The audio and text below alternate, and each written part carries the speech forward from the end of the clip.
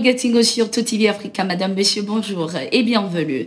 Nous démarrons ce bulletin d'information avec le Mali. Ce 28 août, les forces armées maliennes ont annoncé avoir neutralisé plusieurs terroristes à Anefis, localité située au nord du pays, précisément au sud-ouest de Kidal. Selon les forces armées maliennes, ces assaillants étaient en préparation d'une attaque contre leur position. Cette opération des forces armées maliennes suscite de vives réactions de la communauté internationale et des médias occidentaux qui indiquent que les autorités maliennes veulent la confrontation avec la coordination des mouvements de l'Azawad. Ils estiment que ce ne sont pas les positions des terroristes qui ont été visées lors de cette opération des FAMA, mais celles de la CMA. Selon des sources sur place, il devient de plus en plus difficile de faire la différence entre les membres de la coordination des mouvements de l'Azawad et les terroristes qui sont leurs alliés. Le gouvernement malien a pour sa part réaffirmé son attachement à l'accord de paix d'Alger. Pour ce faire, le ministre Ismaël Ouadé a appelé les signataires à un retour à la table de négociation.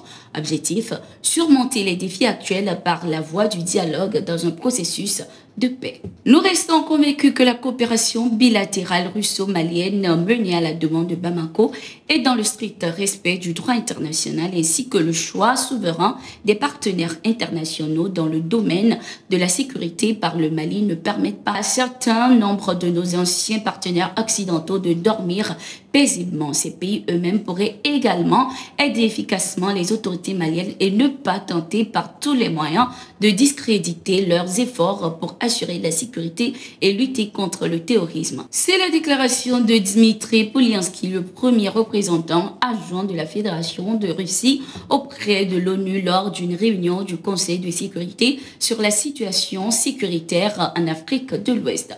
Le diplomate russe a indiqué que les Occidentaux souffrent de rechute évidente des approches néocoloniales et ne sont pas prêts à renoncer. Occasion pour le diplomate de réaffirmer le soutien de son pays et sa volonté à fournir au Mali et aux autres partenaires africains intéressés une assistance globale sur une base bilatérale égale et mutuellement respectueuse. Après le président français Emmanuel Macron, c'est au tour de l'Union européenne d'apporter son soutien à l'ambassadeur de la France au Niger, Sylvain Ité. La décision des putschistes d'expulser l'ambassadeur de France est une nouvelle provocation qui ne peut aucunement aider à trouver une solution diplomatique à la crise actuelle. L'Union européenne exprime son plein soutien à l'ambassadeur de France. Comme déjà exprimé, l'Union européenne ne reconnaît pas et ne reconnaîtra pas les autorités issues du putsch au Niger, a affirmé l'Union européenne. Expulser l'ambassadeur de la France est toujours au Niger sur instruction du président français qui prétend ne pas reconnaître les nouvelles autorités du pays. Alors que les résultats des élections générales peinent à être publiés et que l'Internet reste coupé au Gabon, la défenseure des droits humains Kalawala assure que ce qui se passe au Gabon n'est rien d'autre qu'un coup d'État avec une violation des droits des citoyens et écrit sur Twitter. Nous sommes des millions en Afrique à ne croire à aucune forme de coup d'État. Le Gabon orchestre actuellement un coup d'État électoral et viole les droits de ses citoyens. De plus, elle interpelle l'Union africaine, le secrétariat d'État américain chargé des affaires africaines et la Commission de l'Union européenne sur le silence face aux coups de force en cours au Gabon. La négligence constante des coups d'État électoraux et constitutionnels conduit à des coups d'État militaires. Pour ceux d'entre nous qui luttent pour construire des nations fondées sur les droits de l'homme, la justice et les principes démocratiques en Afrique, votre silence sur le Gabon en ce moment est un handicap non seulement pour vous, mais pour nous. C'est comme ça qu'on prend sa crédibilité auprès des jeunes Africains.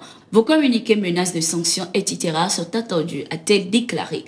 L'opposition gabonaise, de son côté, dénonce déjà des fraudes massives, alors que le président sortant, Ali Bongo, lutte toujours pour un troisième mandat. Je suis convaincu que les relations France-Afrique ont un grand avenir et que la manipulation du discours anti-français ici et là ne doit pas éclipser la qualité et la profondeur de nos relations avec la plupart de ces pays, a déclaré Catherine Colonna, ministre française des Affaires étrangères, lors de la conférence annuelle des ambassadeurs. Cette dernière indique que les relations entre la France et les pays du continent africain ont encore de beaux jours devant elle. De plus, la ministre Colonna affirme, je cite, « Les pays africains sont des partenaires indispensables pour faire face à de nombreux défis comme nous devons travailler avec eux. C'est pourquoi nous sommes favorables à l'intégration de l'Union africaine au sein du G20 ainsi qu'à une plus grande représentativité des pays africains au Conseil de sécurité de l'ONU. Fin de citation.